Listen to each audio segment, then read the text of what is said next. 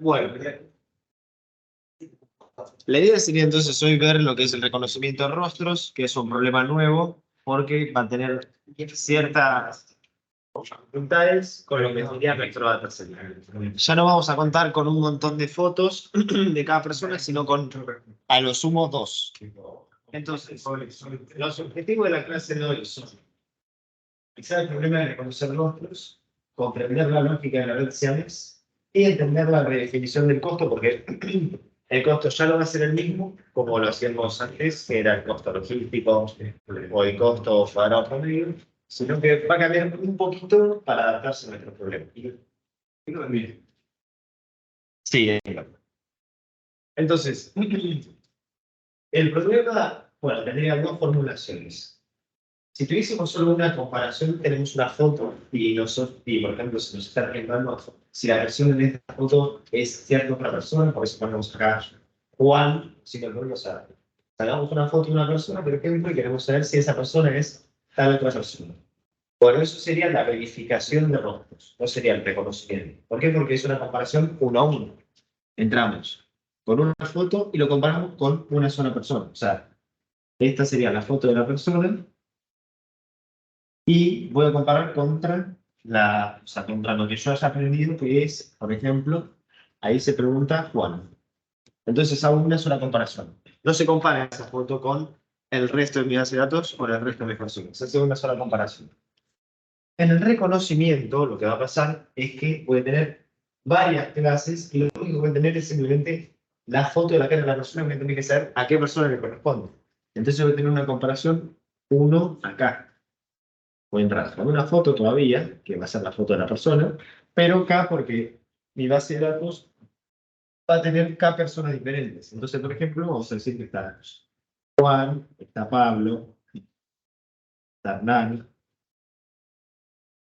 y así una longitud K, ¿no? Bueno, las fotos ilustran que tengo, por ejemplo, 4 chicas y cada una tiene categoría. Entonces, por ejemplo, esta sería Carly, Kate, Jessica y Nicole. La idea no es que sacamos simplemente una foto y detectamos las 4, sino que lo que debemos hacer es ir detectando. Entonces, lo que primero hacemos es sacamos este fragmento de la foto y decimos, esta cara, ¿a qué le corresponde? Entonces comparamos esa imagen, una, con las K personas que tengo en mi base de datos. Entonces me voy a decir que es Carly.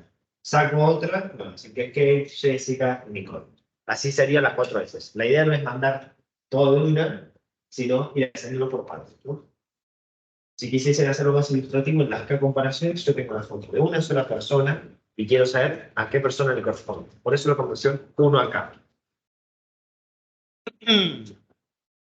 Entonces, vamos a introducir algo que es la red Siamés, y la red Siamés lo que va a hacer es, va a comparar mi foto de entrada con otra foto. Entonces, por ejemplo, se la va a llamar X1 a la foto 1 y X2 a la foto 2. Acá, bueno, tenemos a la foto y la directora, se le de forma ilustrativa.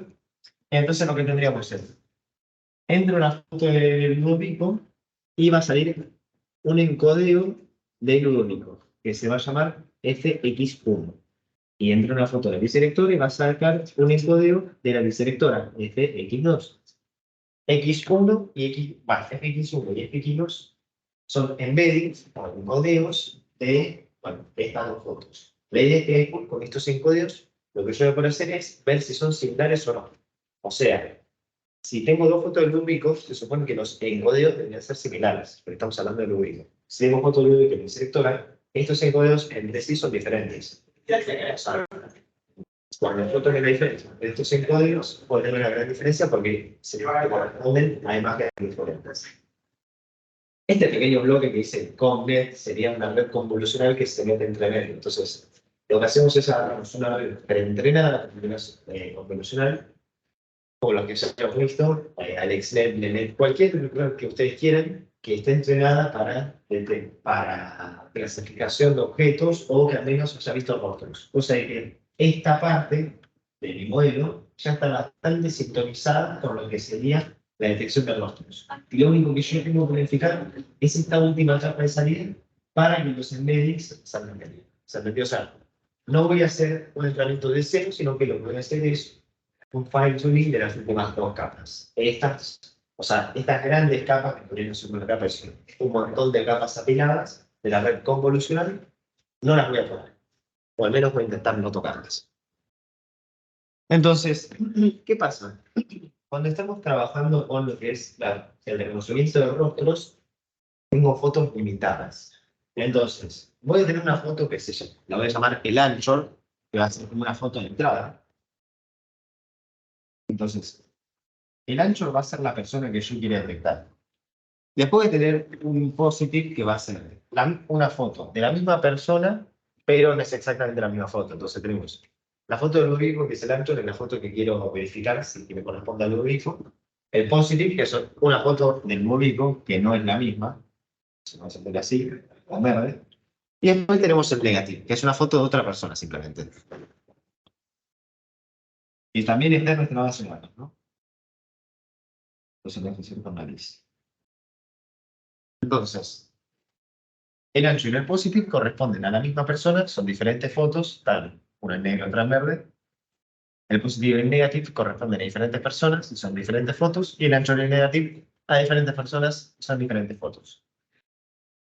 El objetivo de la red va a ser entonces que la diferencia entre el código del ancho y el código del positive, o sea, este cuadrado, al cuadrado, sino que es una instancia L2. La instancia L2 lo único que dice es que si nosotros tenemos dos vectores, ¿sí? Y tengo, no sé, muchos elementos, lo que puedo hacer yo es tomar una instancia entre vectores haciendo la diferencia elemento a elemento y elevándola al cuadrado, ¿no? La elevo al cuadrado y entonces tendría una diferencia de 4. Por eso se le llama la diferencia al cuadrado. Y después lo que debería hacer simplemente es tomar la raíz cuadrada. Si elevo al cuadrado es tomar la raíz cuadrada. Esto no se complica mucho, en total. Hay librerías del mismo NumPy lo hace, con una sola función, así que no se preocupa mucho. El chiste es que esto lo único que hace es tomar una distancia entre dos vectores. Entonces, la distancia entre el ancho y el positive va a ser esta. Y la distancia va a decir cuán distintos son. O sea, dos medios similares van a ser bastante similares en cuanto a números y por ende van a tener poca distancia. De dos medios distintos van a tener gran distancia y por ende van a tener una. No, bueno, los números van a estar bastante separados y por ende van a tener una gran distancia. Sí. Si vos le metes una foto que es una tercera persona que no está base de datos, ¿te lo va a asimilar al más parecido o te va a decir no? O sea, digamos que vos decís, meto una foto de alguien que no está en la base de datos, entonces meto una foto de Tom Messi. También si no están, digamos, que la base de datos se lo tiene Dropbox, entonces meto una tercera foto y lo que debería hacer mi algoritmo en ese caso es, como no se parece a ninguno de los dos, debería decir que el rostro no está en la base de datos, ¿no? Habría que agregar, por así decirlo, una tercera clase que es ninguna de las presentes en la base de datos. O sea, eso pasaría. ¿Qué pasaría en ese caso? Esta distancia y esta distancia serían bastante grandes. Porque la foto no corresponde ni al positive, por ejemplo, ni al negativo. Igual el positive y el negative son relativos a la foto de ancho. O sea, si yo entro con Tom Messi, no tengo foto de positive, pero sí tengo foto de negativo. La idea es que esto es simplemente para entrenar el modelo. O sea, todavía no estamos haciendo una inferencia. A la hora de hacer inferencia, sí vos puedes sacarle la foto que vos quieras. Pero en este caso no, porque necesitas el ancho, que es la foto que vos querés comparar, el positive, una foto de la misma persona, y el negativo, una foto de otra persona, pero que también va a estar en la base de datos. O puede que no esté en la base de datos, pero generalmente se usa con gente que esté en la base de datos. Entonces, cuando venga alguien que esté en la base de datos, hay más diferencia. Porque generalmente lo que va a pasar es que los usuarios van a ser casi siempre los mismos. Pero la idea sería entonces comparar y que se afine más esta diferencia entre usuarios del mismo modelo, ¿no? O sea, gente que va a usar el programa. El objetivo es entonces hacer que la distancia entre el ancho y el positive más un parámetro alfa, que ese parámetro alfa ya vamos a ver por qué está ahí, pero bueno, vamos a poner entonces la distancia entre el ancho y el positive más alfa sea menor o igual a la distancia entre el ancho y el negativo. Entonces, digamos que no está el alfa, y lo que hacemos es simplemente decir, la distancia entre el ancho y el positivo que sea menor o igual a la distancia entre el ancho y el negativo. El único problema acá es que lo que podría llegar a pasar es que la distancia entre el ancho y el positivo se la puede ser igual a la distancia entre el ancho y el negativo. Por ende, ¿qué puede pasar? Si mi red neuronal después siempre termina tirando los mismos valores, termina, no sé, 5, 5, 8, 8, va a satisfacer el objetivo porque va a hacer que sean iguales, pero sin embargo, no va a lograr captar tanta diferencia entre el ancho y el positivo y el ancho y el negativo, ¿no? O sea, es como que no va a poder distinguir entre fotos que pertenecen a la misma persona y fotos que pertenecen a diferentes personas, ¿no? Esa sería la lógica. Unos dirán, bueno, muy fácil, sacar el igual. Sí, pero caemos en el mismo problema, porque podemos hacer que el DAP no sea igual, pero que sea muy similar al DAN, ¿no? O sea, si le saco el igual, lo único que logro es decirle, lo puedes hacer lo más próximo posible. Caes en la misma, porque como la distancia es tan chiquitita, es casi despreciable.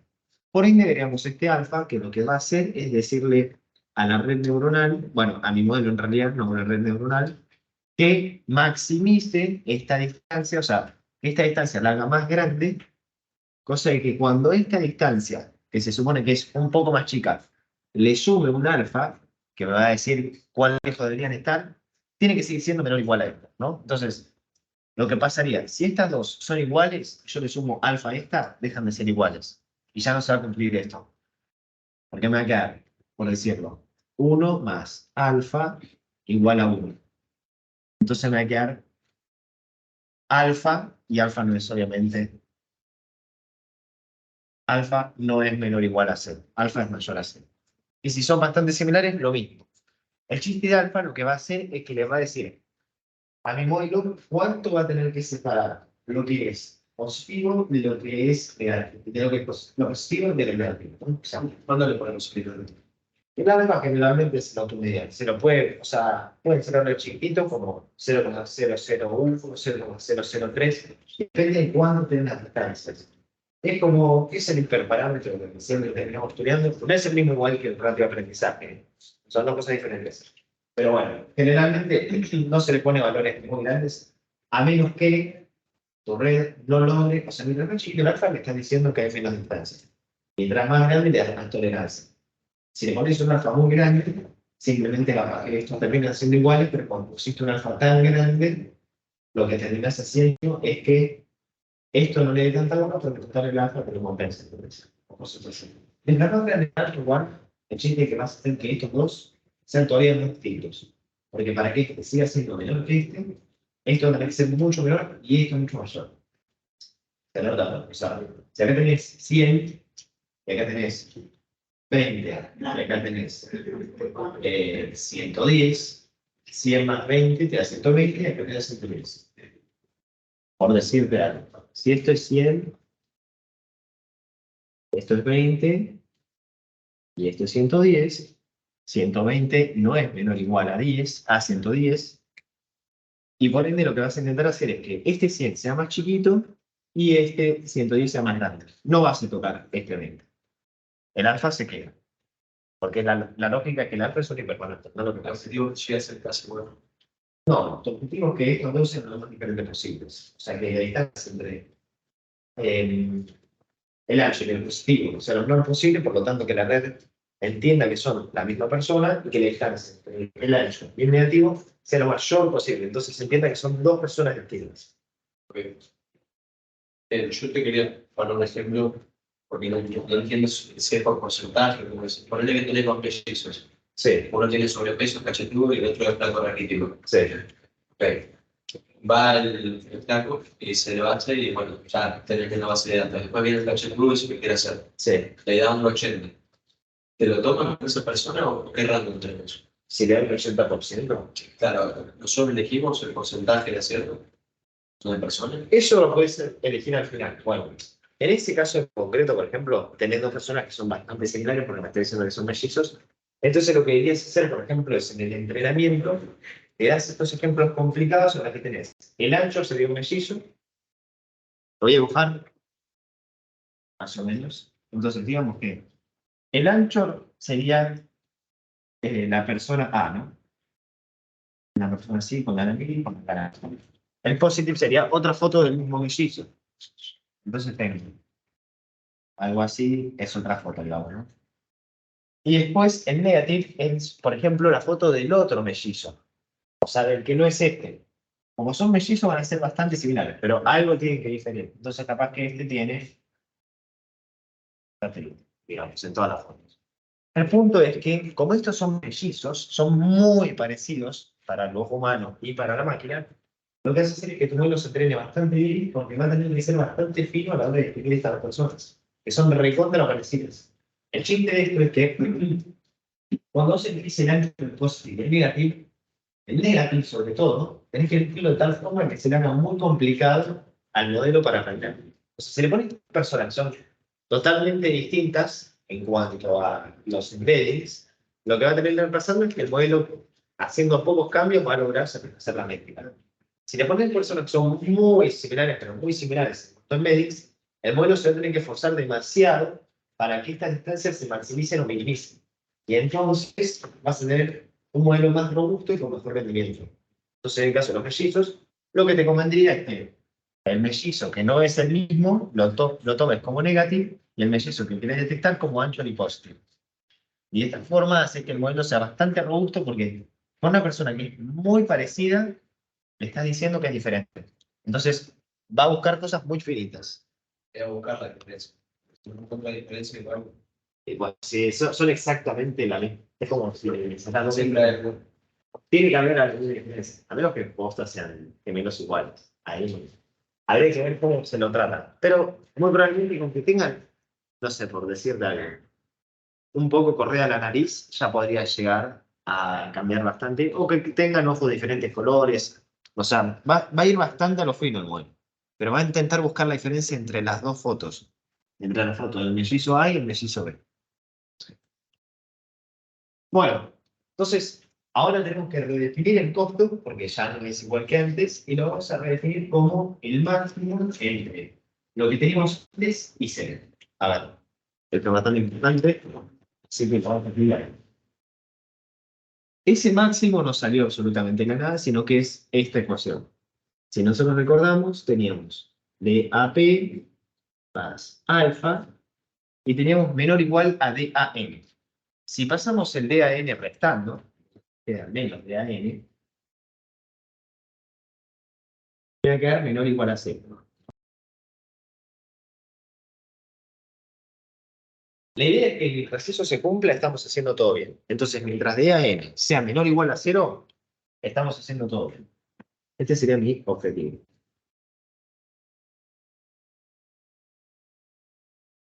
Si se cumple esto, estamos haciendo las cosas bien. Si no se cumple esta ecuación, algo mal está pasando. ¿Qué puede pasar para que no se cumpla la ecuación? Bueno, si DAP, por ejemplo, es igual a DAN, se me van a cancelar acá. Me va a quedar alfa. Y como alfa sabemos que es mayor a 0, alfa no es menor o igual a 0, ¿no?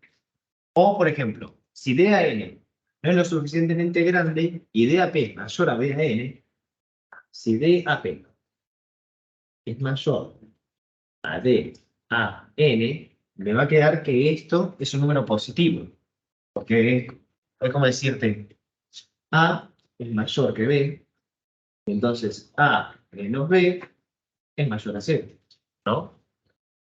Entonces, lo que vamos a hacer es, tomamos el máximo entre esto, que es exactamente lo que estamos escribiendo acá, y 0. Entonces, la idea es, si esto es negativo, vamos a elegir el 0, ¿no? Porque ¿qué es más grande? ¿Un número negativo o 0? 0. Pero si esto es positivo, o sea, si esto supera el 0, ¿qué va a ser mayor? ¿El número positivo o 0? El número positivo. Entonces, en este caso, tomo el número positivo, o sea, penalizo a modelo por haberse pasado, porque me haya dado un número positivo.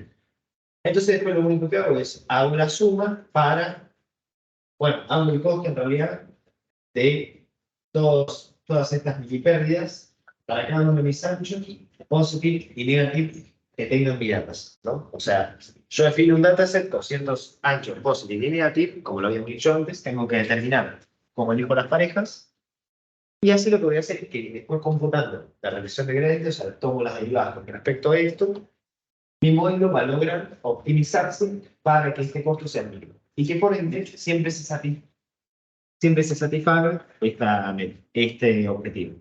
Entonces lo que va a pasar es que siempre DAN va a ser mayor a DAP. Lo que eventualmente voy a querer hacer es que DAN sea mayor a DAP y alfa.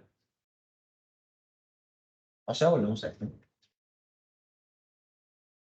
¿no?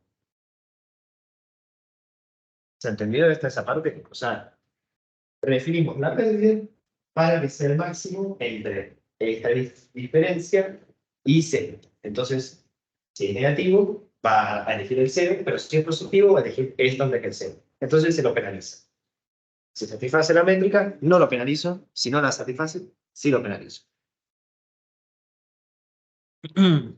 Bueno, después lo que puedo hacer es un reconocimiento de costo binario. Entonces lo que puedo hacer es, entro con dos imágenes, entro con la foto que quiero detectar, que yo tengo la foto de la persona que quiero detectar, y después tengo una foto que sería parte de mi base de datos. Entonces, lo que tengo es la foto del usuario, que es la foto de la persona que se está intentando ingresar al sistema, por ejemplo.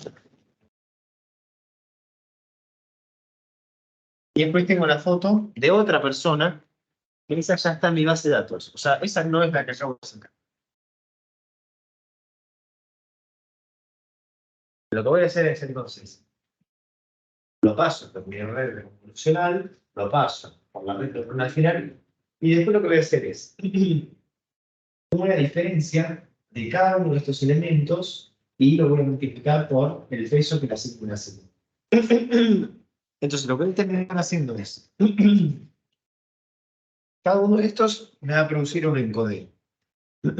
Llámeselo este fx y este fxj. Esa última neurona sigmoid lo que va a hacer es tomar la diferencia entre cada una de las fx y fxj, porque después de todo estamos hablando de un vector. Entonces lo que hago es fxy menos fxj, tomo el módulo, y lo que hago es, lo multiplico por el peso que le asigna la sigmoid wk. Voy a tener que sumar para, por ejemplo, las dimensiones que yo haya definido de mi capa de salida, podría ser 128, y esto voy a decir de que A igual a 1. De acuerdo con el K y K. ¿Se entendió esa última parte? O sea, lo que voy a hacer es,